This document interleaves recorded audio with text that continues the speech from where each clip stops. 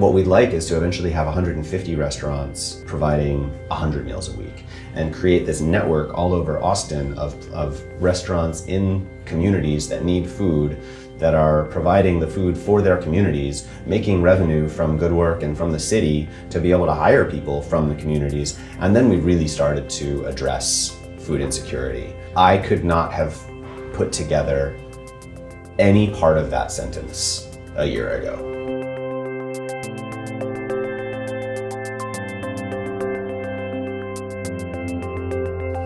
On the operations side of Locadoro, the thing that we were never going to compromise on was how we paid our staff. We started everybody at least $8 an hour because $2.13 was not going to happen here. I moved from California, where there hasn't been a sub-minimum wage for 50 years. And I knew that we could make it work and that we could use that to professionalize the job, to get people who were interested in being here long term and wanted the stability and consistency of a proper wage.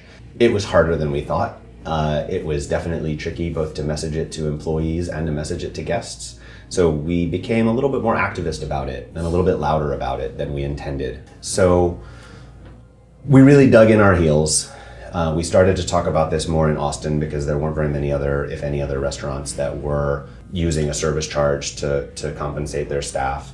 So that put us on a really interesting path with the city. We were asked to be a part of a group of restaurants and small businesses to help write a paid sick leave ordinance for the city, and it was great. We met a lot of other businesses that were doing some of the same things, that were offering different benefits. I got to start learning from people locally as well as the folks I was learning from nationally, and it passed. It passed really easily because this is Austin and paid sick leave is a good thing. And you know, it is much more obvious now in the middle of a pandemic, still in the middle of a pandemic, that people should be incentivized to not come to work when they are sick.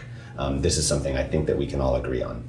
It was, of course, appealed immediately and went to county court and then state Supreme Court, and then became a big issue at the legislative session in 2019. And we got to be involved in all of those stages as witnesses for the city in court, and then testifying at the state Senate and the House as businesses that were already doing this to let folks know that this was not a financial burden. This was not a major administrative burden. A number of those businesses decided to stick together and say, we need to provide some support and some resources for businesses to let them know this is how you can provide paid sick leave and not have it cost you an arm and a leg. This is how you can create a more equitable wage model and not pay $2.13. And that's where we were in March of 2020. We were close to being able to launch Good Work Austin. Locadoro had enjoyed 24, 36 months of steady, slow growth, and things were looking good.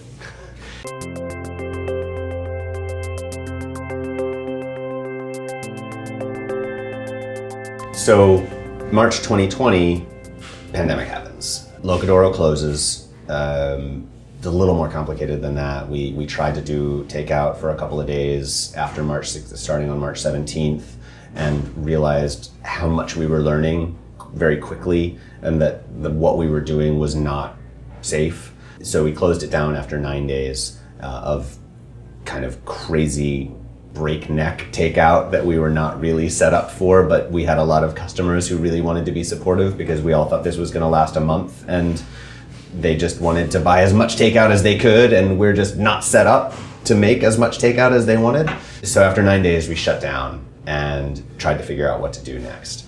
At the same time, I was having regular meetings and a really long email thread with restaurants all over town about what we were supposed to do about unemployment compensation, about furloughing our employees, what was coming from the feds that was going to help, what online ordering system you should use, you name it. And somebody came out and said, this is where Good Work Austin can step in. Like, we can launch now and tell people that we're here, and we have an organization, and there are some things that we're going to be able to do because we're already formed as a nonprofit to help and to communicate with the city, and then filter that information back to all these restaurants rather than have everybody scrambling the way we are right now.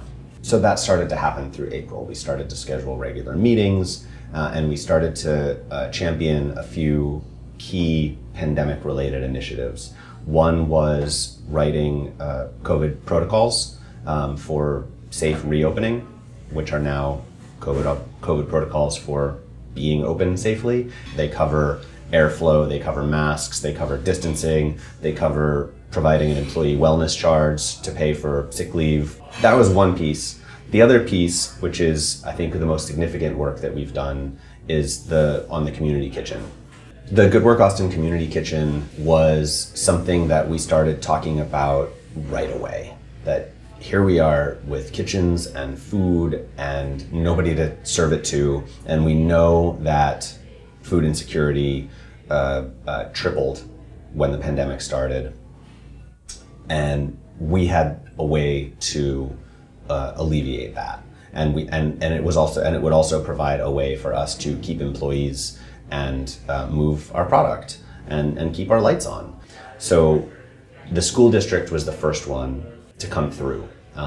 They started a program in the end of May using local restaurants to provide caregiver meals. The school district wanted up to 30,000 meals a week that they were going to be delivering from the school to everybody who had a kid to anyone who had a kid, actually. It was not even people who qualified for free or reduced lunches. Like, they just wanted to make sure that people had access to food. And we were doing breakfast and lunch every day at 32 different school sites around town.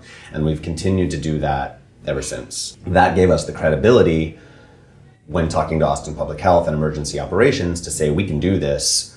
And not only that, but we can do it with restaurants that pay a living wage, with recyclable and compostable packaging, and trying to enforce a sourcing guideline where at least 50% of your ingredients are sourced locally. The city, up until October, had spent millions of dollars that was all leaving Austin, and that became kind of the fourth part of what we talk about. It's like, we want to keep restaurants open. We want to make sure employees are paid well. We want to feed people in Austin.